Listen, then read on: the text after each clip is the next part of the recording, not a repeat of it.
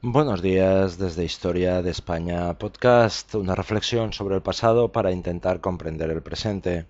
Puedes enviarnos sugerencias, posibles desarrollos de temas y preguntas en la sección de comentarios de nuestro blog www.spanishstoryteacher.com o bien nos puedes encontrar en Twitter, Historia Podcast.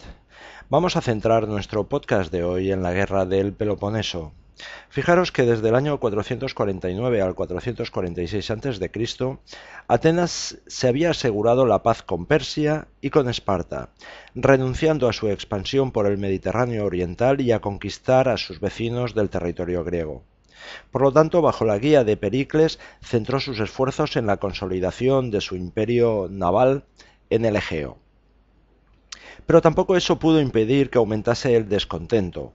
Aunque la dominación ateniense no fue tan, podríamos decir, dura como la de otras muchas naciones imperialistas, en los estados súbditos su dominio afectaba de modo especial a los intereses de las clases altas, que empezaron a conspirar en secreto con Esparta para que las liberase. Corinto y Megara, miembros importantes de la Liga del Peloponeso, veían perjudicado su comercio por la competencia ateniense. La propia Esparta observaba, podríamos decir, con temor, el poderío ateniense y, según Tucídides, ese temor fue la causa fundamental de la guerra. Fijaros que si observamos cuidadosamente la política ateniense de los años que van del 433 al 431 a.C., parece que Pericles se esforzó, de modo deliberado, por madurar la tensión existente.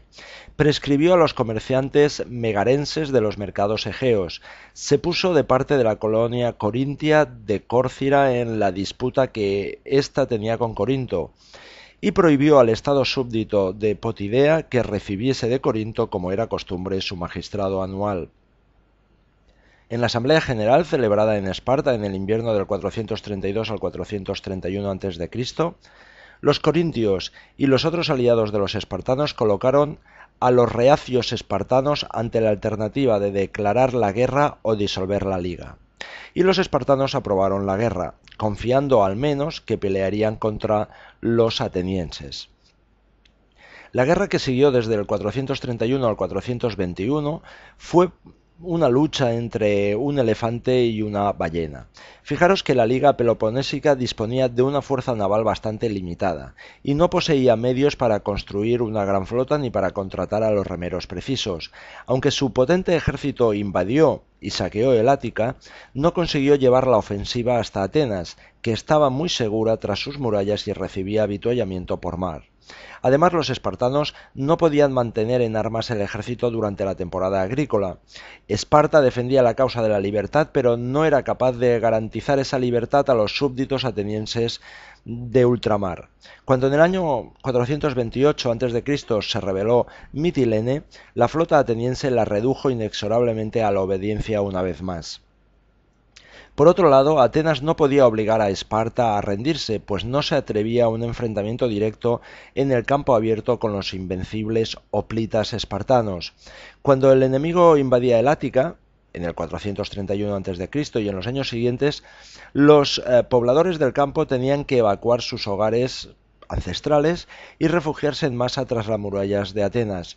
Aunque la opinión pública era hostil a Pericles, hasta el punto de que tuvo que abandonar su cargo durante un periodo, Pericles siguió tranquilamente con su prudente y, en apariencia, irresoluta estrategia de desgastar al enemigo con incursiones navales en el Peloponeso. Pero en su opinión, Atenas tenía sobre todo el deber de conservar intacta su flota, pues en ella se basaban los ingresos de su imperio y los aprovisionamientos de trigo procedentes de ultramar. Fijaros que Tucídides nos dice lo siguiente: no debéis de tratar de extender vuestro imperio mientras estéis en guerra, ni debéis afrontar riesgos innecesarios. Temo más vuestros errores que los planes del enemigo. Fijaros que Pericles murió en el año 429 a.C., víctima de una gran epidemia, que era bastante parecida al tifus, que estalló desde el 430 al 426 a.C. en la ciudad de Atenas y causó la muerte de miles de personas, pero sus sucesores prosiguieron su política en la década siguiente, salvo ocasionales y y esporádicas ocasiones. En conjunto, los atenienses salieron bien librados de las acciones de la primera fase de la guerra. Es cierto que no consiguieron tocar a Esparta, pero en ciertos puntos del Peloponeso, como Metona, Citera y Pilos, organizaron fortalezas costeras donde los ilotas y otros descontentos podían buscar refugio. Corinto también sufrió graves daños. Los atenienses aseguraron la supremacía naval en el Golfo de Corinto con las brillantes batallas de su almirante Formión, y desde su base de Naupacto impedían prácticamente el comercio de Corintio con Occidente. Por pura casualidad, la flota ateniense consiguió aislar a todo un batallón espartano en el promontorio de Pilos y lo obligó a rendirse. Fijaros que los jefes atenienses, Demóstenes y Cleón, cogieron entre otros prisioneros a 120 iguales espartanos, o sea, un número bastante grande de ciudadanos de Esparta, y los espartanos ya no se atrevieron a invadir el territorio del Ática, temiendo que mataran a estos rehenes. Las operaciones de los atenienses contra la vecina Megara y Beocia fracasaron, y en Delos se celebró en el 424 a.C. la primera gran batalla terrestre de la primera fase de la guerra. Los atenienses fueron derrotados rotundamente por el ejército beocio. Las últimas ofensivas importantes de esta fase de la guerra se produjeron a lo largo de la costa macedónica, donde un brillante general espartano, Brásidas, tras haber conseguido llegar por vía terrestre a los estados súbditos de Atenas, los incitó a la revuelta. En la batalla que se libró en Anfípolis murieron tanto él como el ateniense Cleón.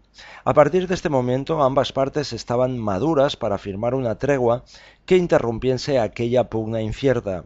Con la paz de Nicias en el año 421 a.C., llamada así por el nombre del jefe ateniense que dirigió las deliberaciones, Atenas devolvió los rehenes y prometió evacuar los fortines costeros del Peloponeso, cosa que posteriormente no llevó a cabo.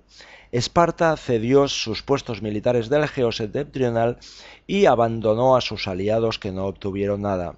Para tranquilizar a Esparta, Atenas contrajo una alianza formal con su enemiga de antaño y se comprometió a ayudarla en caso de una sublevación de los oprimidos ilotas. Fijaros que nos faltan las dos últimas fases de la guerra, que lo comentaremos en sucesivos podcasts. Desde Fraga, España, te saluda Óscar Cruellas. Sé feliz.